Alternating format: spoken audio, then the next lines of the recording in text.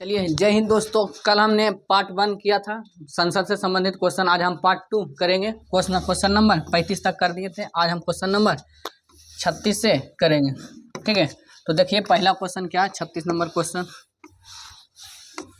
आगे देखिएगा, नीचे दी हुई सारणी में ध्यान कीजिए और संसद को मिलान करना है। क्या क्या है संसद में, भारतीय संसद की राज्यसभा में कितने सीट है, लोकसभा में कितने सीट है। लोकसभा में 250 सीट है, जिसमें से 12 नाम राष्ट्रपति को क्या करते हैं, चयन करते हैं, मतलब उसको मनोनीत करते हैं। और 238 सीट जो कहाँ से आता है, राज्य और केंद्र शासित प्रदेश से आते हैं। ठीक उसी प्रकार लोकसभा में 552 सीट है, जिसमें से 530 राज्यों से आती है, जबकि 2 सीट केंद्र शासित प्रदेश से आती है, जबकि 20 सीट केंद्र शासित प्रदेश से। ये 2 सीट एंग्लो इंडियन के लिए रहता है, एंग्लो इंडियन के लिए। तो कहा गया कि एक्स में कितना सीट होगा, तो ये 20 सीट होगा, लेकिन 20 सीट कहाँ से आवेगा, यूटी से, यूनियन टेरिटरी से, यूनियन टेरिटरी से आवेगा। तो हमारा आंसर क्या हो जाएगा, 20 से अनाधिक। फिर देखिए बेमंत एक्स में क्या, एक स्थान पर में से किस पर रखना ठीक होगा। देखिएगा, बेमंत्री जो संसद के सदस्य नहीं है, पर जिन्हें अपना पद संभालने के बाद 6 माह के भीतर अपना निर्वाचन संसद के, ये तो नहीं है। 20 से अनाधिक नाम से निर्देशित सदस्य, ये भी नहीं। संघ राज्य के क्षेत्र से 20 से अनाधिक प्रतिनिधि, यही है, क्योंकि 20 वो केंद्र शासित प्रदेश से ही उसको चुना जाएगा। चलिए अगला क्वेश्चन देखते हैं।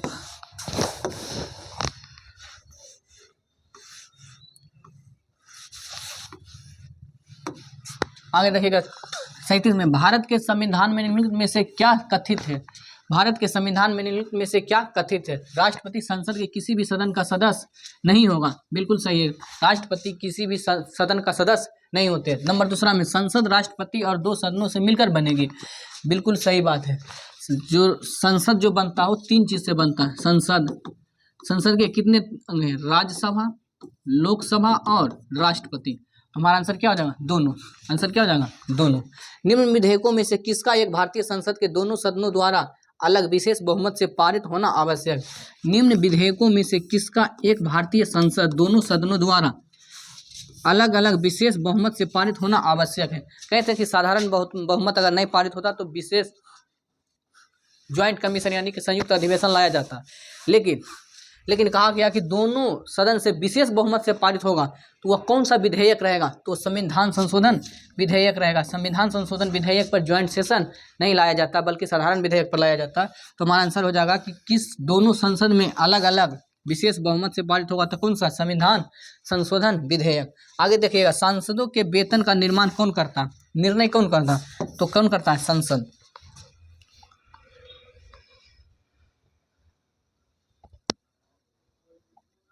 देखिएगा, संसद के कुल सदस्यों का कितना भाग वैधानिक चैम्बर के मीटिंग बुलाते हैं के लिए आवश्यक, मतलब कितना संसद, मतलब जो संसद को चलाने के लिए, सदन को चलाने के लिए कितना उपस्थित होना चाहिए। तो कहा जाता है कि जितना उसमें सदस्य है उसका 1/10 होना चाहिए। इसी को क्या बोलते हैं, कोरम दल। तो कोरम दल कितना होता है, 1/10 रहेगा, तभी संसद में जो सदन की कार्रवाई चलेगी, वरना नहीं चलेगी। संसदीय प्रणाली वाली सरकार को अन्य किस नाम से जाना जाता है, तो संसदीय प्रणाली वाली सरकार को संघीय सरकार कहा जाता है। उत्तरदायी सरकार कैसा होता है, उत्तरदायी सरकार, लोकतांत्रिक सरकार जो होती है उत्तरदायी सरकार होती है। भारतीय राजनीतिक व्यवस्था में कार्यपालिका किसके अधीन रहकर कार्य करती है, ये बहुत अच्छा है। भारतीय राजनीतिक व्यवस्था में कार्यपालिका किनके अधीन रहकर कार्य करती है, तो हमारे होगा किसका, न्यायपालिका के अंदर। क्योंकि कार्यपालिका और विधायिका, देखिए विधायिका और कार्यपालिका और न्यायपालिका ये 3 चीज होती है। ये तीनों अपने अपने काम के लिए स्वतंत्र होते हैं, ना ही तीनों एक दूसरे को नीचा करने के, या तीनों में मतलब बैलेंस बना के रखते हैं। लेकिन अगर कार्यपालिका आगे बढ़ने के लिए चाहता है तो इस पर कौन लगाम लगाता है, तो न्यायपालिका। तो भारतीय राजनीति में कार्यपालिका किनके अधीन रहकर कार्य करता है, तो न्यायपालिका के अधीन रहकर कार्य करता है। क्योंकि जो भी कानून बनाएंगे उसका व्याख्या करने का अधिकार किनको है, न्यायपालिका को। अगर वह गलती से कोई अलग अलग कानून बन गया तो उसको रद्द भी किया जा सकता है सुप्रीम कोर्ट के द्वारा।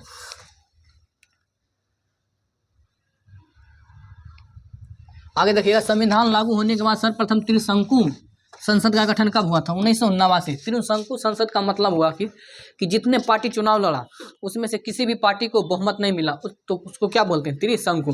जैसे बिहार में चुनाव हुआ था तो इंडिया तो मिल गया था, लेकिन अगर यह कोई सरकार नहीं बनाते तो क्या हो जाता? मतलब 3 पार्टी लड़े चुनाव में, 3 पार्टी मिलकर लड़े, लेकिन तीनों पार्टी को किसी को बहुमत नहीं मिला तो उसको क्या बोला जाता? त्रिशंकु। त्रिशंकु को जो स्थिति आया था बीपी सिंह के सरकार में, तो ये कब आया था? 1989 में। आइएगा अस्थायी, और बाद त्रिशंकु संसद में क्या होता है कि सभी गठबंधन बना करके काम करते हैं, मतलब सरकार बनाते हैं। अस्थायी संसद भारत में कब तक अस्तित्व में रहा? अस्थायी संसद तो 17 अप्रैल 1952 में, क्योंकि 17 अप्रैल 1952 में, 1952 तक है, क्योंकि 1952 में पहली बार चुनाव हुआ था, पहली बार आम चुनाव हुआ था, आम चुनाव हुआ था। आगे देखिएगा 45 में भारत की पार्लियामेंट संसद का उद्घाटन कब हुआ था? तो 1927 में। इसमें इस समय कौन थे? इरविन थे उस समय। कौन थे? इरविन। इसको संसद को बनाने में 83 लाख का खर्च आया था, 83 लाख का खर्च किया आया था। इस भारतीय पार्लियामेंट में 552 सीट लोकसभा का किया गया था और 252 सीट राज्यसभा के लिए आरक्षित किया गया था, मतलब वहाँ सीट बनाया गया था। आगे देखिएगा संसद के दोनों सदनों का सत्रावसान कौन करता है? तो राष्ट्रपति सत्रावसान करते हैं। सत्रावसान के मतलब हुआ कि जो सत्र चल रहा, अब इस अगले सत्र के लिए, मतलब इस सत्र खत्म हो गया तो इस सत्र जब खत्म होगा तो इसको बोला जाता है सत्रावसान। अगर सत्र बुलाया जाता है तो उसको क्या बोलते हैं? आहूत। आहूत सत्रावसान में कौन संबोधित करते हैं? तो राष्ट्रपति। लेकिन अध्यक्षता कौन करते हैं? लोकसभा अध्यक्ष। अगला क्वेश्चन देखिएगा, संसद के किन सदस्यों को गैर सरकारी सदस्य कहा जाता है? संसद के किन सदस्यों को गैर सरकारी? देखिए गैर सरकारी के कहने का मतलब हुआ कि जो सरकार में, जो सरकार का सदस्य है, जो मंत्री है, उसी को बोला जाता है सरकारी सदस्य। सरकारी सदस्य मतलब जो सरकार चला रहे हैं उसी को क्या बोलेंगे? सरकारी सदस्य। जो मंत्री है या मंत्री से संबंधित उसको काम मिल रहा है, डिपार्टमेंट का काम मिल रहा है, तो वो क्या होगा? सरकारी सदस्य। जो मंत्री के अलावे कोई भी हो, या तो बीजेपी की पार्टी क्यों ना हो, तो वो क्या कहलाएगा? गैर सरकारी। तो मंत्री के अलावे अन्य प्रत्येक सांसद को क्या बोलते हैं? गैर सरकारी बोला जाता है। आगे देखिए भारत सरकार के निर्णयानुसार संसद का एक सदस्य अपने क्षेत्र के विकासात्मक कार्यक्रम के लिए कितनी खर्च कर सकता है?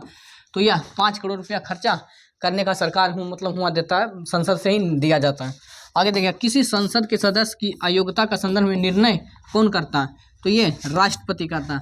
अगर उसे किसी नैतिकता के कारण, कोई गलत चीज़ के कारण अगर पकड़ा गया तो उसकी सदस्यता के जाने या रहने के लिए जो निर्णय करेगा अंतिम रूप से, वो कौन करेगा?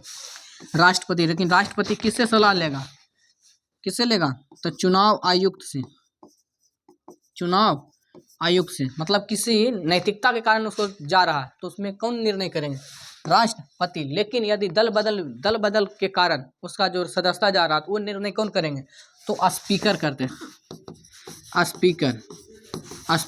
ठीक है, जब दल बदल करते तो आपका सदस्यता जाता तो वो निर्णय कौन करते थे? स्पीकर। लेकिन नैतिकता के कारण जा रहा आपका सदस्यता तो वो निर्णय कौन करेंगे? राष्ट्रपति। भारत की संचित निधि से धन किसका नियंत्रण था? देखिए संचित निधि पर संसद का अधिकार रहता, लेकिन आकस्मिक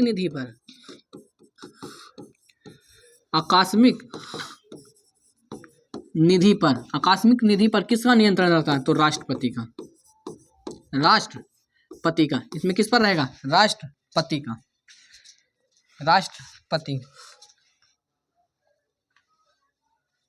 तो चलिए यहीं तक के खत्म 50 को, फिर अगले मिलेंगे अगले सेशन में। जब तक के थैंक यू, धन्यवाद।